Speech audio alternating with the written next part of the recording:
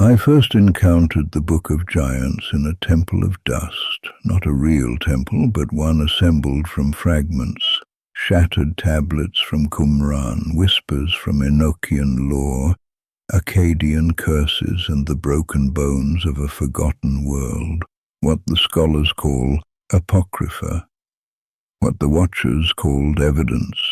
It begins before the flood, before the great reset of humanity, in an age where the sky was torn open and things not meant to step across the threshold descended. The watchers, beings of knowledge, beings of ruin, beings who walked the line between gods and rebels. Their arrival was not subtle, neither was their desire. They mingled with humanity, and from those forbidden unions emerged the Nephilim, towering hybrids, spirits trapped in flesh, creatures whose hunger for dominion surpassed even their monstrous forms. But what the Book of Genesis mentions in a single line, the Book of Giants screams. Its fragments describe a world in collapse, where giants trampled nations, devoured cattle by the herds, and turned even to human flesh when the fields were stripped bare. And then the dreams began, nightmares that spread across the giant clans, visions of their own destruction, of the coming deluge, and of a celestial punishment so absolute that even their massive frames trembled. These dreams are the starting point of the text, not their rise, but their fear, the fear that the heavens were coming for them. As I traced the surviving lines with my finger, I felt it too, the weight of a lost era pressing against the thin membrane of history, something alive, something angry, something that believed it had been wronged. In the next chamber of this labyrinth, I will show you the first fragment, the nightmare that shook the Nephilim to their core, and the desperate plea of a giant who knew the end was coming. Among the fragments, one name appears again and again, Mahaway, the messenger of the giants. He is unique, not merely a brute, but a thinker, a traveler, and a bridge between worlds. In the first surviving passage, Mahaway dreams a dream so violent that it shakes the entire Nephilim camp. He sees a stone tablet falling from heaven, shattering their dwellings, crushing their kin, and sweeping their banners into a bottomless abyss. The imagery is unmistakable, a cosmic judgment. When he awakens, the ground is trembling, but not from the dream, from the footsteps of Ohia and Hahia, the twin giants born of the greatest of the watchers. Their faces pale with dread, they explain that they have had the same dream, not similar, identical. The Book of Giants records their dialogue with chilling clarity, two titans whispering like frightened children, asking whether the heavens had finally grown tired of their violence. And so Mahaway is chosen to ascend the mountains, cross the deserts, and seek out the one being who might interpret these visions, Enoch, the scribe of righteousness, a man who walked with angels.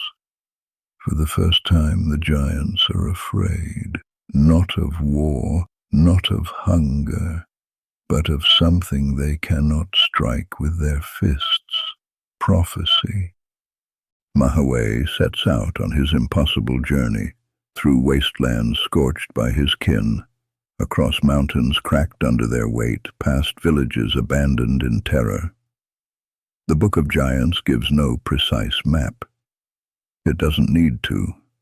Every step Mahaway takes is heavy with guilt. Every destroyed valley reminds him of what the Nephilim have become. Eventually he finds the first sign, a hidden sanctuary carved into a cliff, its walls etched with symbols not of this world, a place where Enoch is said to commune with angels. But before Mahaway can enter, he is confronted, not by men, not by giants, by the watchers of the sanctuary, beings made of wind, stone, and starlight, They do not attack. They simply bar his path with a gaze that sees through him, a giant, seeking prophecy, seeking forgiveness. The cosmos hesitates. Enoch appears not as a frail prophet, but as something transformed. The Book of Giants describes his face as shining like the pathways of the stars, his voice layered with the resonance of many tongues. Mahaway kneels, a mountain bowing to a flickering lantern, and presents the dream. Enoch listens, and then he delivers a message that shakes even this titan. Your end is sealed, the violence of the watchers is complete, the flood is coming. But he does not stop there. Enoch gives Mahaway a new vision, one not found in Genesis, showing the souls of the Nephilim remaining on earth after the flood as cursed spirits, the origin of demons. Mahaway returns to the giant camps with a prophecy far worse than death. They will survive, but not as flesh, as shadows. When Mahaway returns, the camp is silent. Even the earth seems to recoil.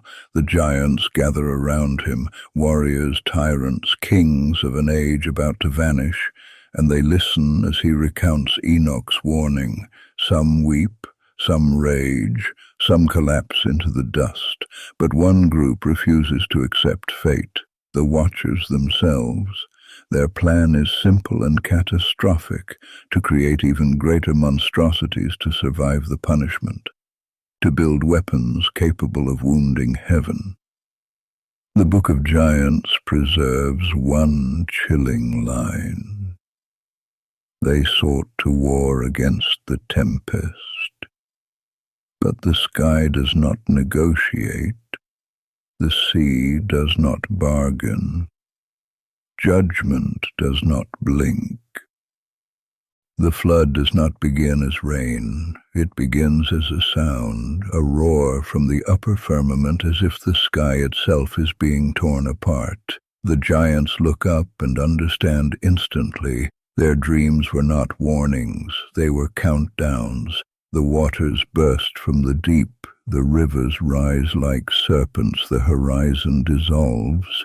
The Book of Giants describes the drowning of the Nephilim in visceral detail, not as myth, as memory. Their strength means nothing, their height means nothing.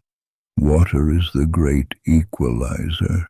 One by one the titans vanish beneath the churning sea, but their spirits rise, and what ascends from the flood is not forgiven, only transformed. The waters recede, the mountains stand cleansed. Humanity begins again, but not alone. The Book of Giants states that the Nephilim, now bodiless, wander the earth, ravenous, restless, unable to enter the heavens or the underworld, the ultimate exile. These spirits become what later cultures would call demons, shades, unclean spirits, lost ones, the howlers of ruins. They cling to the edges of humanity, whispering, tempting, struggling to reclaim the flesh they once possessed. The world is new, but they are ancient and hungry. In the final surviving fragments of the Book of Giants, Maahaway attempts something desperate. He tries to warn future generations. His words, broken and scattered by time, carry the echo of a lost world. When the mighty fall, remember their pride, for pride builds giants of every age. It is a warning not only about ancient beings, but about the nature of power, ambition, and the hunger to become more than human. The Watchers fell because they believed they could rewrite destiny. The Nephilim fell because they believed they were unstoppable, and so I close the final fragment with a thought that is mine, not theirs. The giants never died, they adapted. They found new vessels, new ages, new ways to whisper, and perhaps the real question is not whether the Nephilim still exist, but whether we ever stopped building giants of our own. You've been watching the Esoteric Unveiled, exploring hidden orders, forgotten truths, and forbidden knowledge. Like and subscribe.